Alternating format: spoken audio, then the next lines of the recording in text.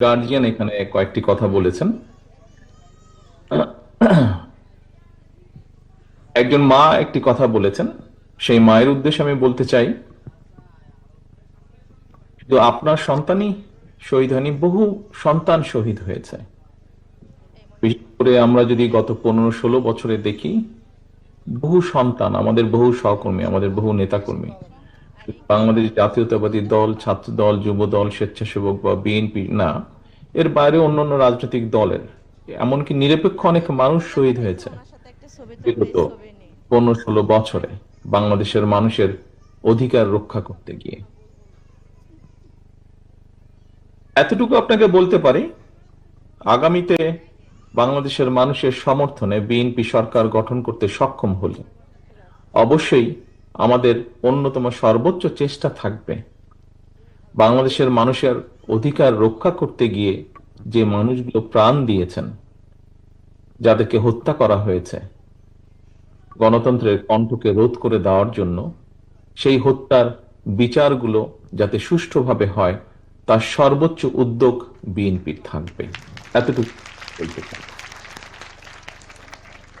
এরপরে এখানে আরেকজন শহীদের বাবা কয়েকটি কথা বলেছেন। আপনাকে, আপনার উদ্দেশ্যে আমি বলবো, আপনি দুটো বিষয় বলেছেন। আপনি নিশ্চয়ই এই অনুষ্ঠান যখন শুরু হয়, এই অনুষ্ঠানের সভাপতি একটি বক্তব্য রেখেছিলেন। আজকের অনুষ্ঠানে যে সভাপতি, আমাদের ছাত্র দলের সভাপতি রাকিব, সেখানে কিন্তু সভাপতি তার বক্তব্যে একটি কথা বলেছে যে ষড়যন্ত্র কিন্তু শেষ হয়ে যায়নি। বাংলাদেশের গণতন্ত্রের বিরুদ্ধে যে ষড়যন্ত্র ছিল, আমরা স্বৈরাচারকে বিতাড়িত করেছি, জনগণের এই বিজয়টা অর্জিত হয়েছে, কিন্তু ষড়যন্ত্র কিন্তু এখনো শেষ হয়ে যায়নি। আপনাদের নিশ্চয়ই অনেকেরই মনে আছে, দেখেছেন, অনেকে শুনেছেন, আমি আজকে থেকে 8-9 মাস আগে বলেছিলাম দলীয় বিভিন্ন অনুষ্ঠানে যে অদৃশ্য শত্রু আছে। আপনারা নিশ্চয়ই বুঝতে পারছেন, ধীরে ধীরে দৃশ্যমান হচ্ছে সে অদৃশ্য শত্রু,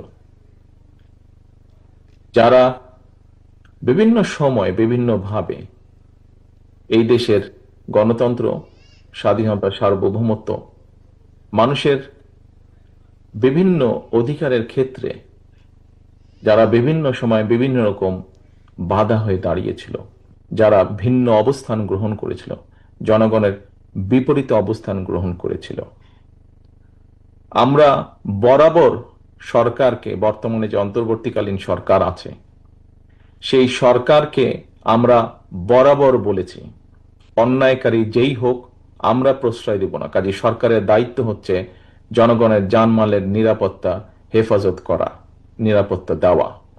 সরকার কেন ব্যর্থ হচ্ছে, এখানে যেই শহীদের বাবা প্রশ্নটি তুলেছেন, একই প্রশ্ন, আপনার এই একই প্রশ্ন আজকে আমাদের সবার এই সরকারের কাছে, যে তারা কেন প্রশ্রয় দিচ্ছে, তারা কেন আশ্রয় দিচ্ছে।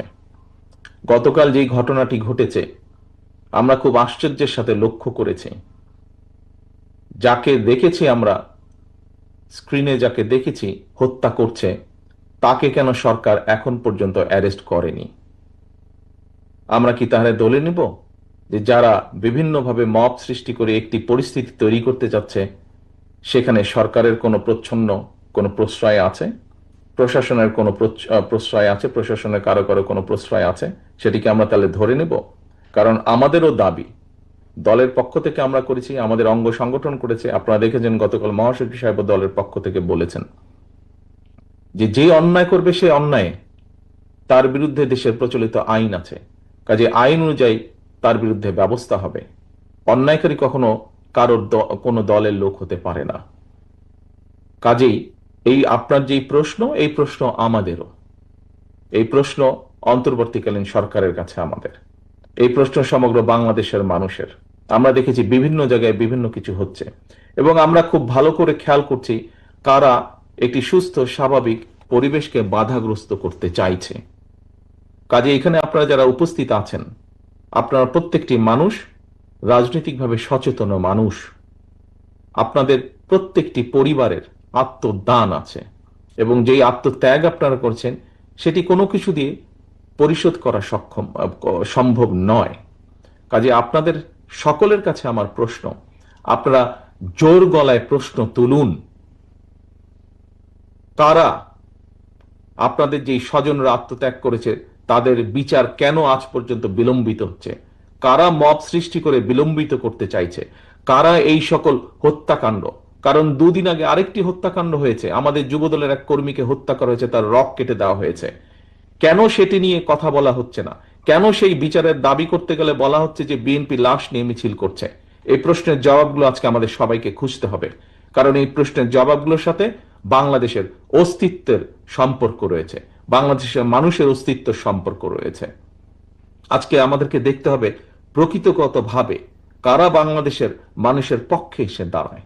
আমাদেরকে সত্যিকার ভাবে খুঁজে বের করতে হবে কারা বাংলাদেশের স্বাধীনতা, মানুষের স্বাধীনতা সার্বভৌমত্বের পক্ষে অবস্থান নিয়েছে আজ, গতকাল, গত পরশু বা 50 বছর আগে।